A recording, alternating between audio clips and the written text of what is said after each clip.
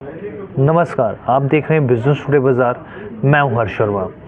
तो खबर क्या है, जैसा कि आपने थंब देखा होगा कि 5 सरकारी या कहें पीएसयू बैंकों में क्या होने वाला है। खबर बहुत साफ है कि जो 5 पीएसयू बैंक है उसमें सरकार जो है अपनी हिस्सेदारी घटाने वाली है। क्यों घटाने वाली है और कौन से वो 5 सरकारी बैंक है, तो चलिए हम लोग चर्चा करते हैं। लेकिन उससे पहले आपसे गुजारिश है कि हमारे चैनल बिजनेस टुडे बाज़ार को लाइक, शेयर, सब्सक्राइब करना मत भूलिएगा। तो सबसे पहले 5 बैंक कौन से हैं उसके बारे में बताते हैं, फिर उसके बाद बताएंगे कि इसके पीछे की कारण क्या है कि आखिर सरकार क्यों इन 5 बैंकों में अपनी हिस्सेदारी घटा रही है।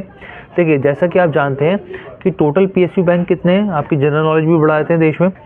अगर आपको नहीं पता तो मैं बताता हूँ, करीब 12 सरकारी बैंक हैं देश के अंदर, जिसमें से 5 सरकारी बैंकों में सरकार अपनी हिस्सेदारी घटा रही है। कौन कौन से बैंक हैं तो उनका नाम मैं आपको बताता हूँ। बैंक ऑफ महाराष्ट्र का, इंडियन ओवरसीज़ बैंक का यहाँ पर, जिसको आईओबी बोलते हैं, यूको बैंक का, पंजाब एंड सिंध बैंक का, और साथ ही यहाँ पर सेंट्रल बैंक ऑफ इंडिया का। अभी ये जो 5 बैंक है इसमें सरकार अपनी हिस्सेदारी घटा रही है। ये मैंने आपको बैंकों के नाम बता दिए, क्यों घटा रही है इसके बारे में भी जानते हैं, और सरकार की कितनी हिस्सेदारी है इन तमाम बैंकों में ये भी मैं आपको बताया था।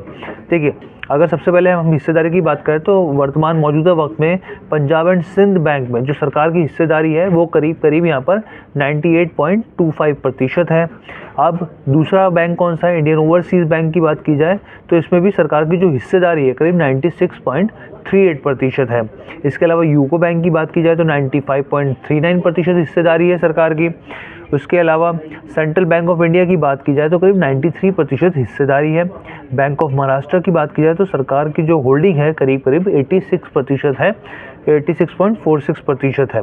अब क्या कारण है कि सरकार अपनी हिस्सेदारी घटा रही है, ये सवाल था। इस सवाल का जवाब ये है कि सेबी का नियम है। क्या नियम है सेबी का, यहाँ पर मैं आपको बता दूं कि security and exchange board of जो बोर्ड ऑफ इंडिया है उन्होंने नियम बनाया था MPS यानी मिनिमम पब्लिक शेयर होल्डिंग।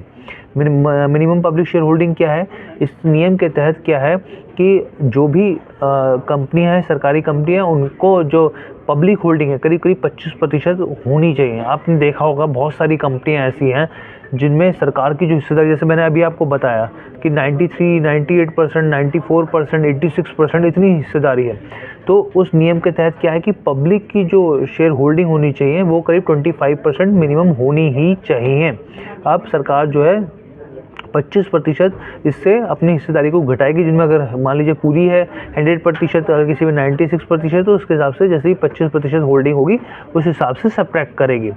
अब मैं आपको यहाँ पे ये बता दूं कि सेबी ने यहाँ पे एक विशेष छूट भी दे रखी थी कि उनके साफ तौर पे जो 25% पब्लिक शेयर होल्डिंग के नियम है उसको पूरा करने के लिए जो डेडलाइन है वो अगस्त 2024 का वक्त है। और यहाँ पर साफ तौर पे जानकारी दी गई है।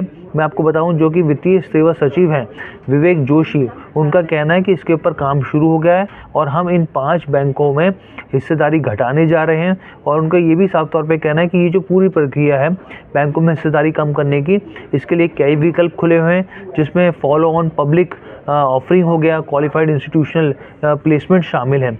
और ऐसे में बाज़ार की स्थिति के आधार पर हर बैंक में जो भी शेयर धारक होंगे उनके हित के हिसाब से फैसला लिया जाएगा और अपनी हिस्सेदारी को घटाया जाएगा।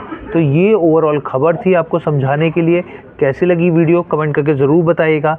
बिजनेस टुडे बाज़ार के साथ जुड़ने के लिए आपका बहुत बहुत धन्यवाद।